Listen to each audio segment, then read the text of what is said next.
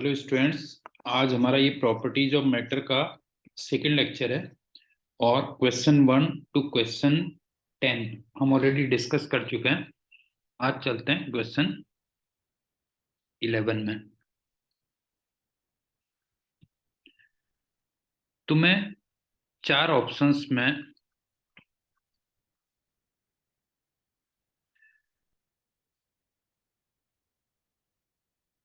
चार वायर दिए थे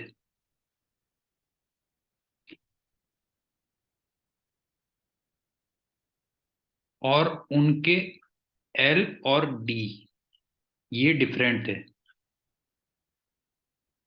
एल यहाँ पे लेंथ है, डी यहाँ पे डायमीटर है और सेम मटेरियल दिया था।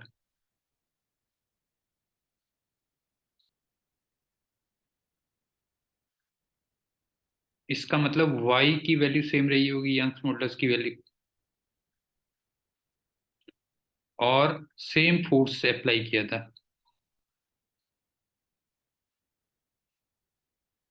आपसे कहा था कि जो चेंज इन लेंथ है डेल्टा एल, ये मैक्सिमम किस में होगा। क्वेश्चन एक बार दोबारा रिपीट कर रहा हूं। चार ऑप्शंस में चार वायर दिए थे, उनके लेंथ और डायमीटर अलग अलग दिए थे, सेम मटेरियल दिया था, इसका मतलब यंग्स मॉडुलस सेम रहा होगा, और सेम फोर्स अप्लाई किया उनकी लेंथ को चेंज करने के लिए। तो डेल्टा एल सबसे ज्यादा किस में होगा। तो आप देखो, डेल्टा एल का जो फॉर्मूला होता है वो F L upon A Y होता है। ये इसको ऐसे लिख लो, F L upon area of cross section, यहाँ पे पाई डी स्क्वायर बाई 4 आएगा,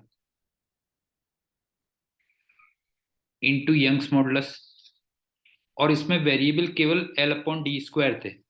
इसका मतलब जो डेल्टा एल आया ये proportional to l upon d square हो गया।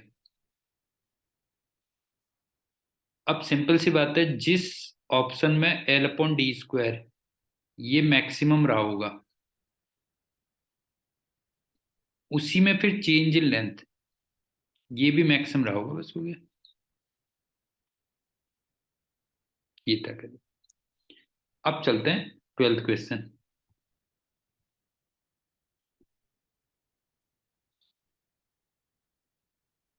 ये तो बड़ा इजी क्वेश्चन था कि अगर मान लो ये लिक्विड कंटेनर है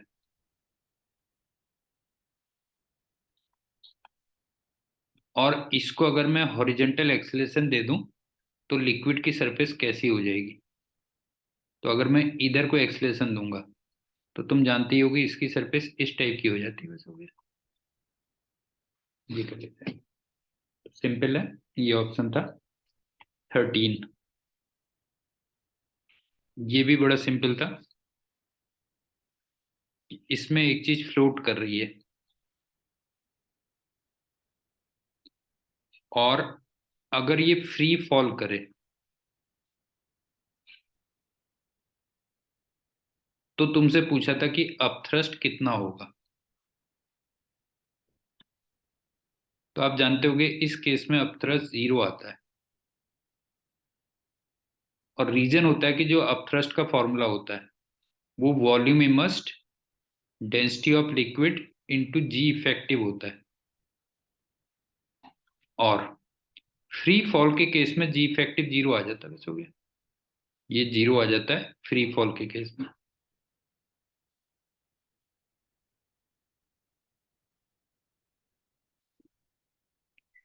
नेक्स्ट 14 क्वेश्चन थोड़ा ठीक था।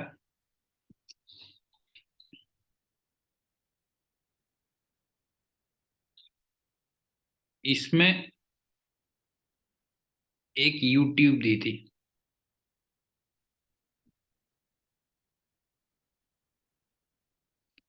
और इसमें लिक्विड 1 भरा हुआ था ऐसे,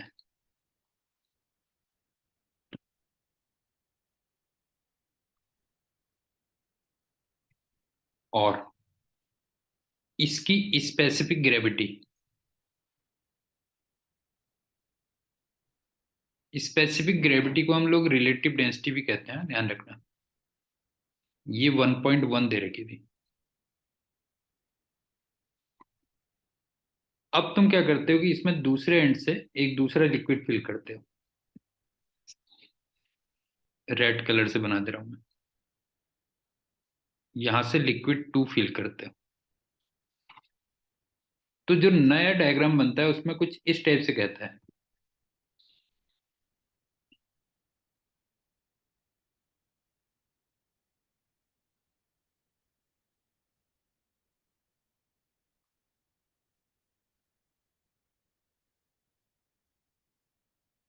कि जैसे ये लिक्विड 1 था ना, देखो ध्यान से देखो, पहले यहां तक था। तो ये कहता है कि ये 2 सेंटीमीटर ऊपर चला जाता है।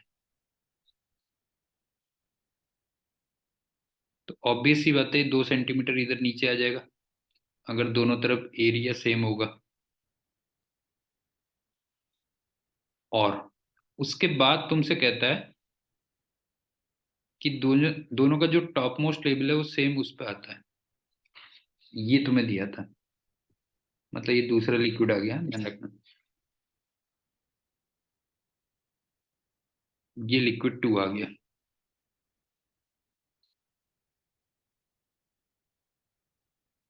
समझ में आई बात? तो तुमसे कहता था कि ये एक ही हाइट पे आ जाते हैं, ध्यान रखना है। तो तुमसे कहता था कि लिक्विड 2 की स्पेसिफिक ग्रेविटी कितनी होगी।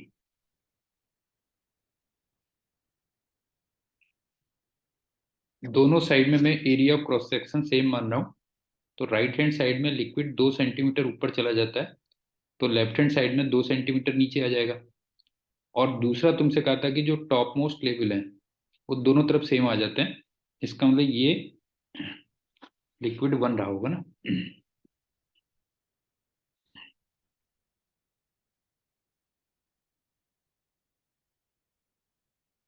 ये 1 रहा होगा। अब ऐसे केसेस में तुम जानते होगे कि हम लोग बाउंड्री ऑफ टू लिक्विड्स में प्रेशर को इक्वल करते थे ना। अगर तुम देखोगे तो यहाँ पे देखो, ये और ये इक्वल करते हैं। जैसे ये 1 है, ये 2 है। अब आप देखो, मैं P1 इक्वल टू P2 कर रहा हूँ। वैसे तो देख के ही कई लोगों को क्लियर हो गया होगा। P1 equal to P2। तो आप देखो P1 में कितना लिख सकता हूँ। अच्छा, ये H, अगर ये H है तो इधर भी तुम देख रहे हो ये H आ रहा है, मतलब यहाँ से लेके यहाँ तक का ये है। तो P1 कितना होगा, P0 plus ρ2 g h equal to P0 plus ρ1 g h. ये दोनों सेम दे रखे हैं, ध्यान से देखना, ये दोनों सेम आएंगे। तो यहां से तुम्हें दिख ही रहा होगा कि ρ2 और ρ1 वो इक्वल हो जाएंगे। इसका मतलब specific gravity of second liquid भी कितनी होगी, 1.1 होगी। ये आंसर हो जाएगा। अब चलते हैं 15th।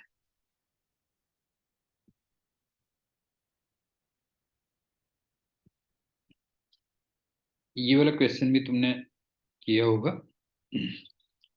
एक सॉलिड है, ये 2 लिक्विड्स में फ्लोट कर रहा है।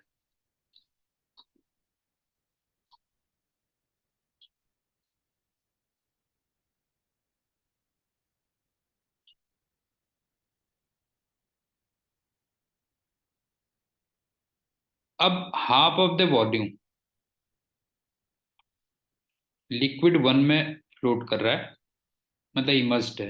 और उसकी डेंसिटी 6.8 ग्राम पर सेंटीमीटर क्यूब दे रखी है।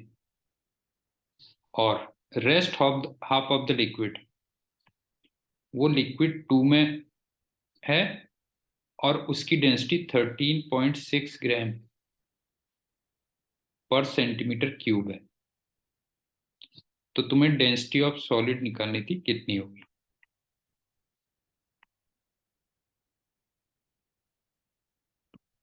एक बार दोबारा देख लो। एक सॉलिड दो लिक्विड्स में फ्लोट कर रहा है, हाफ ऑफ द वॉल्यूम जो इमर्स्ड है वो लिक्विड वन में है और उसकी डेंसिटी दे रखी है, और rest of the liquid liquid two में इमर्स्ड है और उसकी भी डेंसिटी दे रखी है। तो हमें डेंसिटी ऑफ सॉलिड निकालनी है। तो कोई भी चीज अगर फ्लोट कर रही होती है तो उसमें एक सिंपल सी इक्वेशन लगती है कि जो वेट ऑफ सॉलिड होगा वो टोटल अपथ्रस्ट के इक्वल होगा। और टोटल अपथ्रस्ट कितना होगा?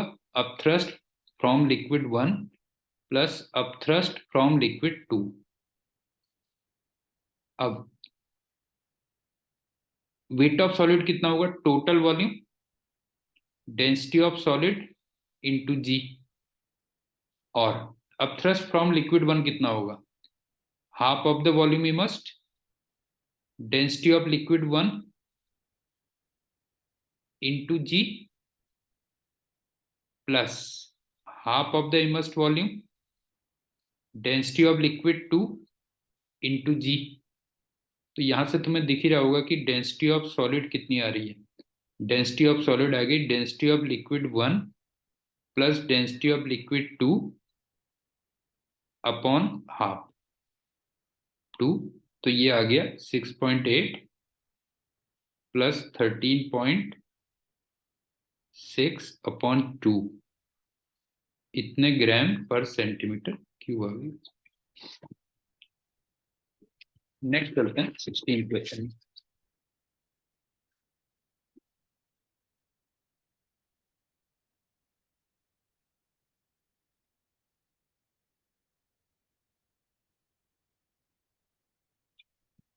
दो रॉड्स दे रखी हैं, एक ये और एक ये, और दोनों के लेंथ और एरिया ऑफ क्रॉस सेक्शन ये सेम दिए हुए हैं। और टेम्परेचर तुम डेल्टा टी इंक्रीज करते हो, temperature increased by delta T. और तुम्हें alpha one upon alpha two ये दे रखा था 2:3। तो यंग्स मॉडुलस का रेशियो निकालना था, y1/y2 निकालना था कितना होगा, सो दैट दोनों में जो थर्मल स्ट्रेस हो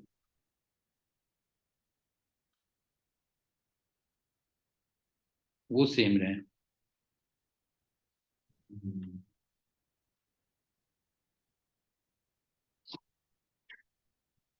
एक बार दोबारा सुन लो। दो रॉड्स हैं, दोनों जगह से फिक्स हैं, लेंथ और area of cross section same दिया हुआ है, टेम्परेचर डेल्टा टी बढ़ाया जाता है, और alpha one upon alpha two का रेशियो दे रखा है, y1/y2 का रेशियो निकालना है सो दैट कि थर्मल स्ट्रेस क्या रहे, सेम रहे। तो वैसे इसमें थर्मल स्ट्रेस अगर तुम्हें थोड़ा सा ध्यान हो, इसमें जो थर्मल स्ट्रेस होते हैं वो y अल्फा डेल्टा टी होता है, और ये तुम्हें कांस्टेंट दिया हुआ है।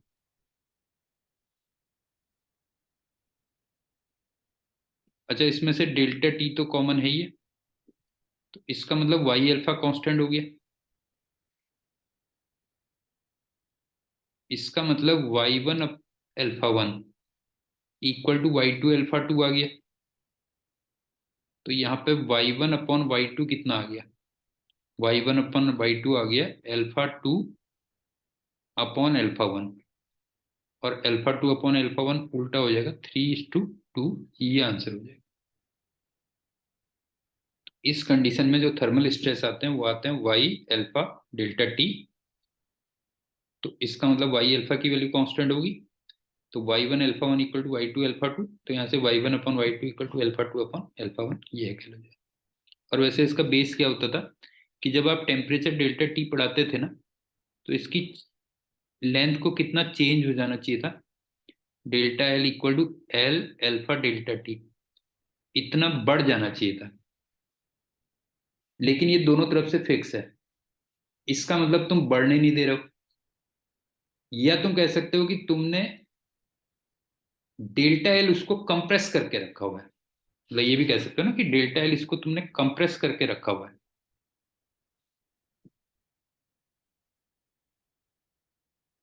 अगर मैं कहूं कि स्ट्रेन कितने डेवलप कर रखे हैं, तो तुमने स्ट्रेन डेवलप किए हुए डेल्टा एल अपॉन एल, इसका मतलब एल्फा डेल्टा टी, इतने के स्ट्रेन डेवलप किए हुए हैं। अब देखो, Young's modulus equal to stress upon strain होता है, इसका मतलब स्ट्रेस हो जाएगा यंग्स मॉडुलस इनटू स्ट्रेन, तो यंग्स मॉडुलस इनटू स्ट्रेन, ये स्ट्रेस हो जाएगा। इसको कंसेप्ट फिर भी एक बार दोबारा से रिवाइज करवा दे रहा हूं कि जब आप टेम्परेचर डेल्टा टी बढ़ाओगे, इसका मतलब इसकी लेंथ को एल अल्फा डेल्टा टी बढ़ जाना चाहिए था, लेकिन ये दोनों तरफ से फिक्स है तो बढ़ नहीं पा रही है, तो एक तरीके से आपने डेल्टा एल उसको कंप्रेस करके रखा हुआ है, तो उसमें तुमने स्ट्रेन डेवलप किए हुए हैं डेल्टा एल अपॉन एल के, और जब स्ट्रेन को यंग्स मॉडुलस से मल्टीप्लाई करोगे तो वो स्ट्रेस बन जाता है, तो स्ट्रेस की value y alpha delta t आ गई। हो गया 17th। 17 फिर से वैसे ही क्वेश्चन आ गया कि एक प्लैंक है, अभी कुछ देर पहले किया था।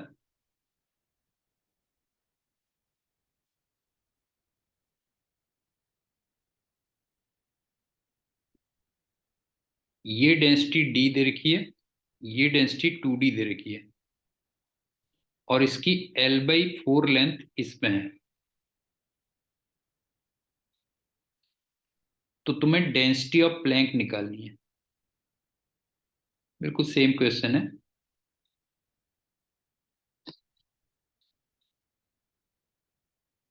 आप ये देखो कि प्लैंक फ्लोट कर रहा है, तो ऑब्वियस ही बात है वेट ऑफ प्लैंक ये होगा टोटल अपथ्रस्ट, और टोटल अपथ्रस्ट कितना होगा, upthrust from liquid 1 plus upthrust from liquid 2, इसको मैं 1 कह दे रहा हूं, इसको 2 कह दे रहा हूं।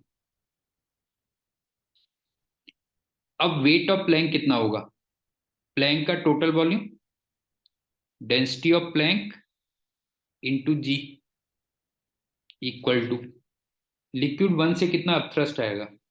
आप देखो L/4 2 लिक्विड में है, इसका मतलब 1/4 वॉल्यूम 2 लिक्विड में है, तो इसका मतलब 3/4 वॉल्यूम फर्स्ट लिक्विड में होगा, तो ये हो गया 3/4 इमर्स्ड वॉल्यूम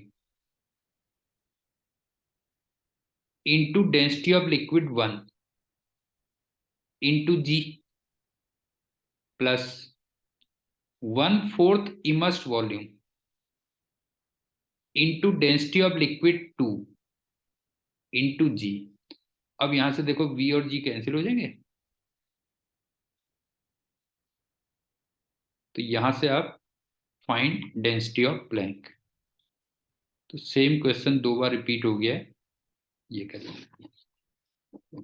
नेक्स्ट चलते हैं 18 पे, ये भी स्टैंडर्ड रिजल्ट पे बेस्ड है।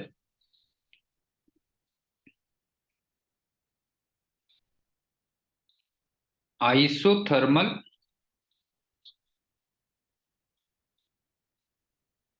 बल्क मॉडुलस आपसे पूछा था कितना होता है, गैस के केस में पूछ रहा होगा, ध्यान रखना। तो ये सीधे सीधे प्रेशर के इक्वल होता है, तो ये डायरेक्ट रिजल्ट है, ये इसका आंसर हो गया। और यहीं पे एक रिजल्ट और याद करवा दे रहा हूं कि जो एडियाबेटिक बल्क मॉडुलस होता है, एडियाबेटिक बल्क मॉडुलस ये गामा टाइम्स पी के इक्वल होता है। और अगर सिंबल याद करो तो ये वाला जो सिंबल होता था वो BT होता था, और इसको हम कहते थे BS, और ये मैं गैस की बात करूंगा, ध्यान रखना इस पे। ये हो गया। अब चलते हैं 19th। ये क्वेश्चन भी एक बार पहले आ चुका है। ऐसे लिक्विड नीचे गिर रहा है, और ये वाला जो हाइट डिफरेंस है ये तुम्हें 0.15 मीटर दिया हुआ है, और इधर पे जो स्पीड है वो 1 मीटर पर सेकेंड दे रखी है, और यहाँ पे जो एरिया दे रखा है वो 10⁻⁻⁴ मीटर दे रखा है। तो तुम्हें यहाँ पे एरिया निकलना है कितना होगा। ये हम पहले कर चुके हैं, अगर तुम्हें याद होगा कि जैसे जैसे नीचे आता है तो स्पीड बढ़ती है, तो कंटिन्यूटी इक्वेशन से एरिया कम होता है। ये हम पहले कर चुके हैं। अच्छा, क्वेश्चन में दिया था कि प्रेशर तुम्हें सेम मानना है।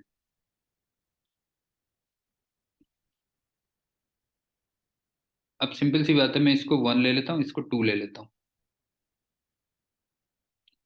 बर्नौली थ्योरम में 3 एक्सप्रेशन होते हैं, पी, रो जी एच और हाफ रो बी स्क्वायर। इसमें से प्रेशर सेम लेना है, तो इसका मतलब तुम लिखोगे half rho v square plus rho g h, उसकी वैल्यू कांस्टेंट होगी ना। Half rho v square plus rho g h, इसकी वैल्यू कांस्टेंट होगी। अच्छा, एक काम करते हैं, यहाँ पे एच को 0 मान लेते हैं, तो इसका मतलब यहाँ पे एच की वैल्यू 0.15 मीटर होगी। अब सुनो, इसमें रो भी कांस्टेंट हो गया ना, रो भी कांस्टेंट हो गया। 2 से मल्टीप्लाई कर देता हूं, तो इसका मतलब एक तरीके से ये हो गया v square plus 2 g h, ये कांस्टेंट होगी। तो एक इक्वेशन तो ये बनेगी V1 square plus 2 GH1 equal to V2 square plus 2 GH2। एक तो इक्वेशन ये बन गई, और दूसरी इक्वेशन कंटिन्यूटी इक्वेशन बनेगी A1 V1 equal to A2 V2। ये दूसरी इक्वेशन आ गई। और हमारे पास जो अननोन्स हैं वो दो हैं, A2 और V2, और दो इक्वेशंस बन गई हैं। तो यहां से तुम A2 फाइंड कर लो।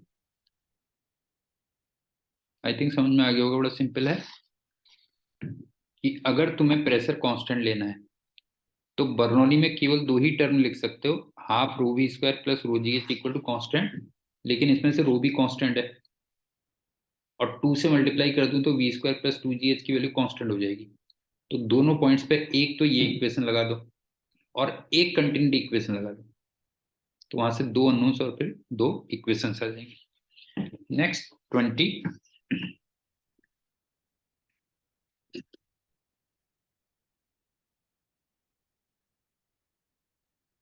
ये क्वेश्चन भी हमने कई बार क्लासेस में किया हुआ है कि जैसे मान लो इसमें गैस है, गैस मतलब एक तरीके से फ्लूइड हो गया ना,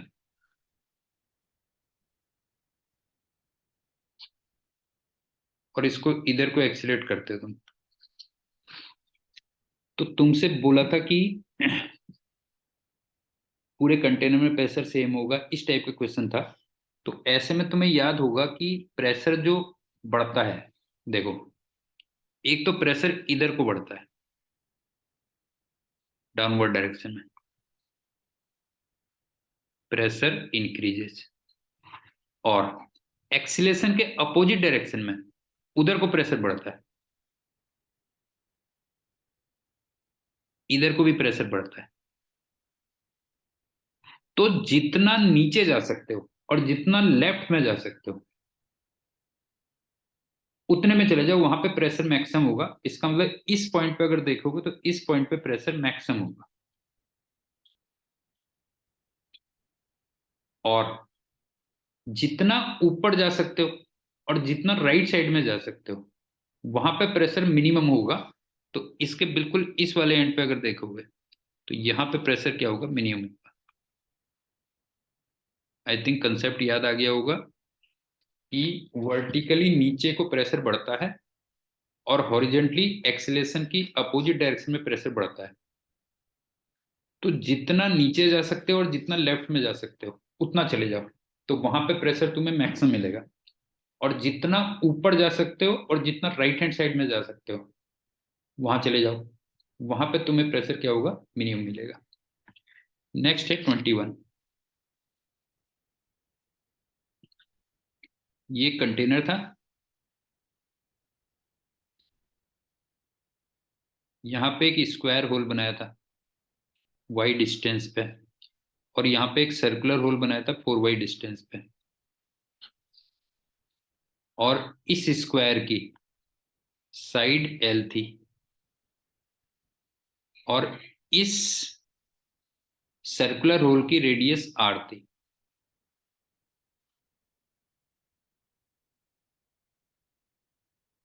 तो तुमसे R ही पूछा था कि R कितना होगा कि दोनों जगह से वॉल्यूम फ्लो रेट इक्वल हो। Volume flow rate, volume flow rate वो सेम रहे।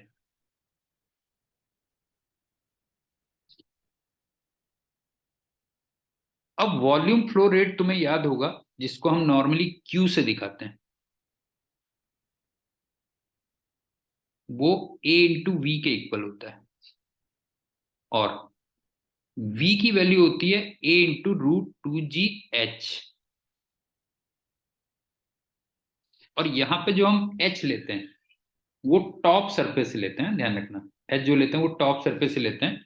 अब ये तुम्हें सेम दिया था, इसका मतलब A1 √2GH1 और A2 √2GH2 ये इक्वल दिए थे बस। अब इसको सिंप्लीफाई कर लो। 2G और 2G तो कैंसिल हो गए। A1 यहाँ पे स्क्वायर दिया था तो L स्क्वायर हो गया, और H1 यहाँ पे Y दिया हुआ है फ्रॉम टॉप सरफेस। A2 यहाँ पे सर्किल था तो पाई आर स्क्वायर हो गया, और H2 यहाँ पे टॉप सरफेस से 4y दिया था, तो यहां से तुम R निकालें। लेकिन आंसर L के टर्म्स में आएगा, ध्यान रखना। यहाँ पे जो भी आंसर आपको दिया था वो L के टर्म्स में दिया था। ये अब चलते हैं 22। ये क्वेश्चन थोड़ा गलत दिया था, लेकिन मैं कंसेप्ट बता दे रहा हूँ।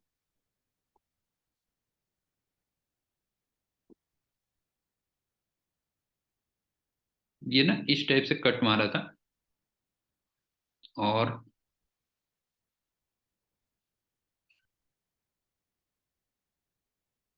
इसकी डेंसिटी रो दे रखी थी, ये S दिया था, इसका मास M दिया था, और वॉल्यूम V दिया था। तो इसमें ये कह रहा था कि लिक्विड बॉटम से सॉलिड पे कितना फोर्स लगाता है। फोर्स फ्रॉम बॉटम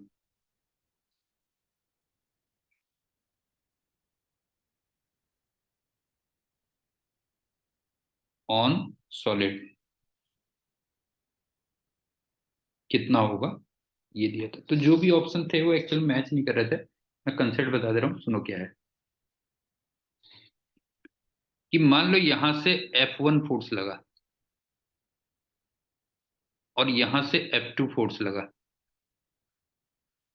तो तुमसे F2 ही पूछा था, ध्यान रखना। अच्छा, इसका तुम्हें ना रेडियस R दिया था, ठीक है।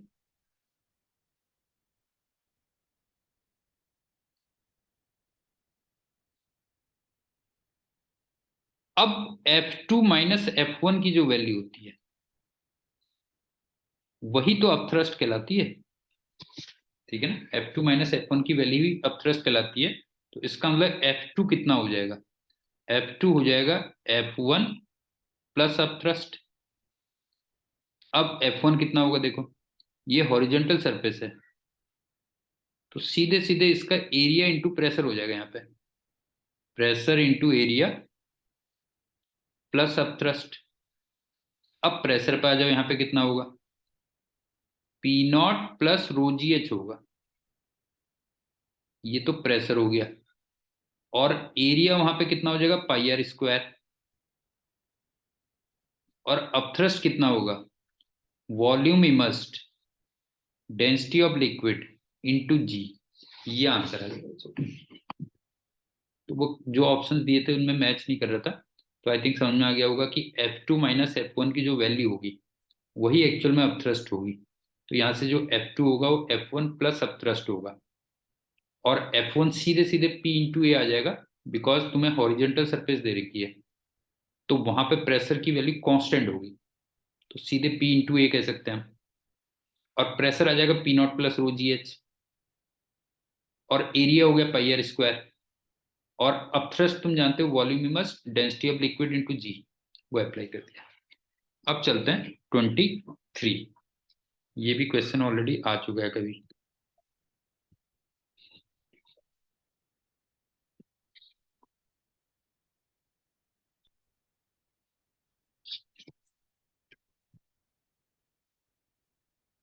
आयरन का volume coefficient of thermal expansion वो गामा एफ ही दिया हुआ है,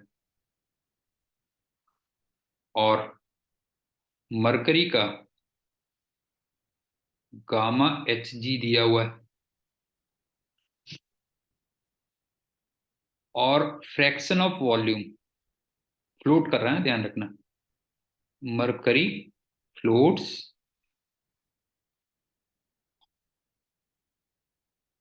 सॉरी आयरन फ्लोट्स इन मरकरी, ये दिया हुआ है, और फ्रैक्शन ऑफ वॉल्यूम इमर्स्ड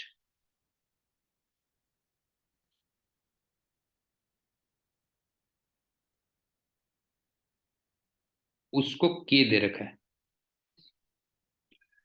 अब आपसे कह रहा है कि 0 डिग्री सेल्सियस पे, तो ये फ्रैक्शन K1 है, और 60 डिग्री सेल्सियस पे ये फ्रैक्शन K2 है, तो तुम्हें K1 अपॉन K2 पूछा हुआ कितना होगा।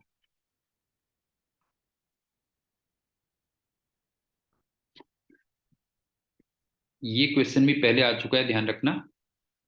आयरन मरकरी में फ्लोट कर रहा है, और volume coefficient of thermal expansion gamma F और गामा एच जी दिए हुए हैं, और फ्रैक्शन ऑफ वॉल्यूम इमर्स्ड को के से रिप्रेजेंट किया है।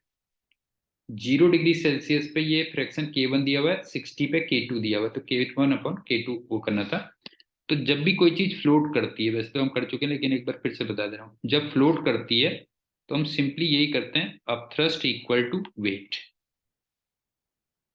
अपथ्रस्ट होगा volume immersed density of liquid into g, और ये हो गया total volume density of solid into g. तो यहां से जो वी आई अपॉन वी होता है वो रो एस अपॉन रो एल होता है, और यही एक्चुअल में फ्रैक्शन ऑफ वॉल्यूम इमर्स्ड है, तो इसी को के से दिखाया था।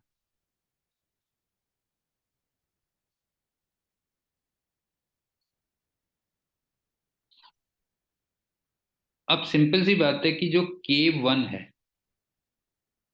ये तो तुम सीधे सीधे ऐसे कर लो, रो एस अपॉन रो एल, ये तो आ गया 0 डिग्री सेल्सियस पे, और K2 को rho S dash upon rho L dash कर दो, ये 60 डिग्री सेल्सियस पे आ गया। तो यहां से जो K1 अपॉन K2 होगा, ये फिर आ जाएगा rho L dash upon rho L into, वो उल्टा हो गया, rho S upon rho S dash, ये आ गया,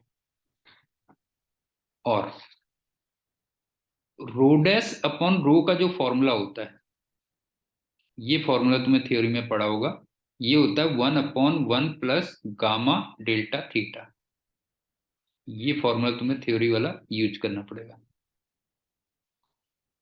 तो देखो, ये तो already rho L dash upon rho L है, तो ये कितना हो जाएगा, देखो ये हो जाएगा 1/, लिक्विड यहाँ पे मरकरी है, तो इसका मतलब 1 प्लस 60 गामा मरकरी,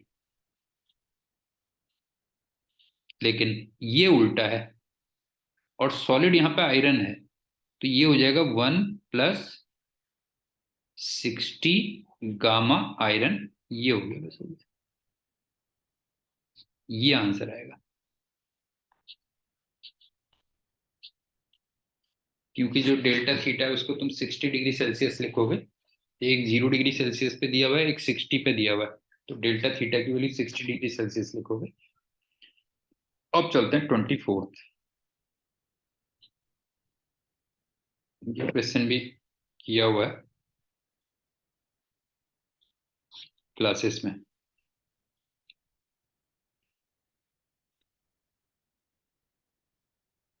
ये एक वुडन प्लैंक तैर रहा है और इसमें कॉइन रखा हुआ है,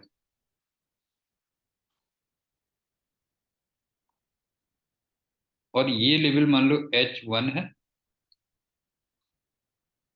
और ये जो ओवरऑल लेवल है ये मान लो H2 है। तो तुमसे कहता है कि जब कॉइन लिक्विड में गिर जाता है, फॉल्स इन लिक्विड,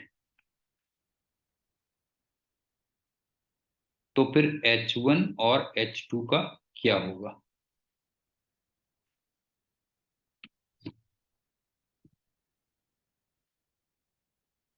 देखो H1 डिक्रीज करेगा,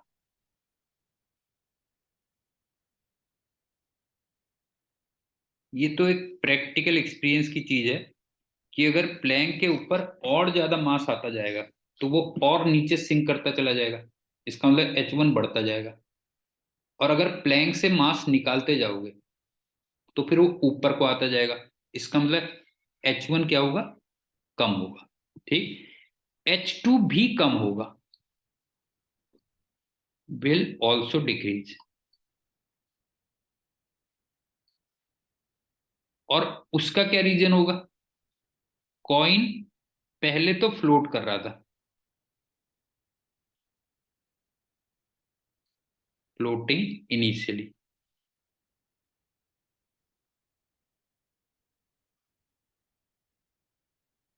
और बाद में वो सिंक कर जाएगा। तो ये केसेस भी हम क्लासेस में पढ़ते हैं कि अगर फ्लोटिंग से सिंक वाला केस हो तो जो ओवरऑल लेवल होता है वो डिक्रीज करता है। ये ध्यान रखना, अगर कोई चीज पहले तैर रही है, फ्लोटिंग से अगर सिंक वाला केस बन रहा हो तो जो ओवरऑल लेवल होता है वो डिक्रीज करता है। तो आई थिंक समझ में आ गया होगा। H1 के डिक्रीज होने का तो सिंपल सा रीजन है कि प्लैंक के ऊपर जितना मास रखते जाओगे नीचे डूबता जाएगा, इसका मतलब H1 बढ़ेगा। और प्लैंक से जितना मास निकालते चले जाओगे तो ऊपर उठता जाएगा, मतलब H1 कम होगा। और H2 के कम होने का मैंने रीजन तुम्हें क्या बताया कि पहले कॉइन फ्लोट कर रहा था और बाद में जब वो लिक्विड में गिरा तो डूब गया। तो जब भी फ्लोटिंग टू सिंक का केस होता है, ये क्लासेस में हम पढ़ते हैं, तो उस केस में लेवल क्या होता है, फॉल करता है। अब लास्ट क्वेश्चन 25th।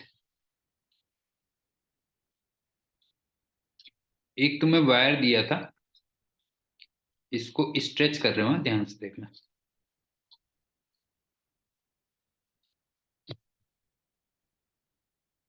और इसकी लेंथ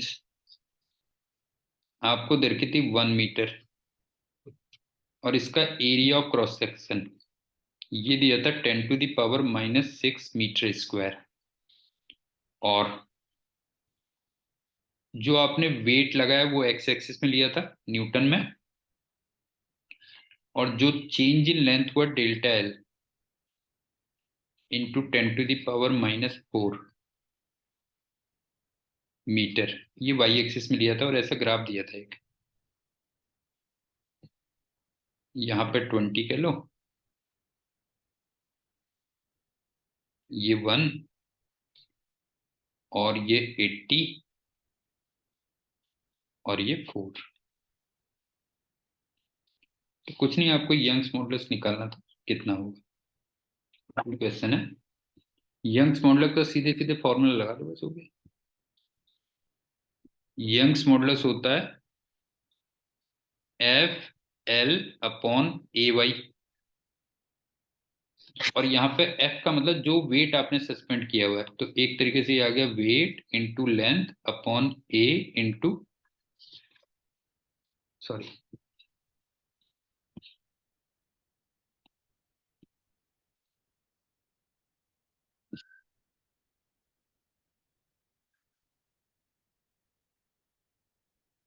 चेंज इन लेंथ जो होता है वो F L upon A Y होता है ना, और एफ को मैंने बोला कि एफ का मतलब जो वेट लगा है, wait L upon A Y, इसका मतलब यहां से जो यंग्स मॉडुलस आ गया वो आ गया वेट लेंथ अपॉन ए डेल्टा एल, बस हो गया। अब वैल्यू रख देना, लेंथ रख देना 1,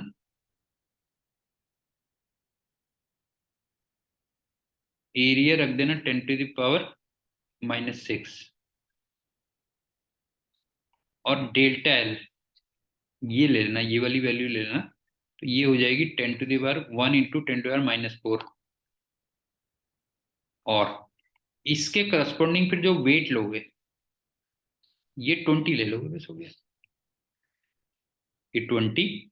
और यंग्स मॉडुलस की जो एसआई यूनिट होती है वो न्यूटन पर मीटर स्क्वायर होती है, ये आंसर है। तो आज के लेक्चर में इतने ही क्वेश्चंस करना, बाकी हम करेंगे नेक्स्ट लेक्चर में। So thank you and good day.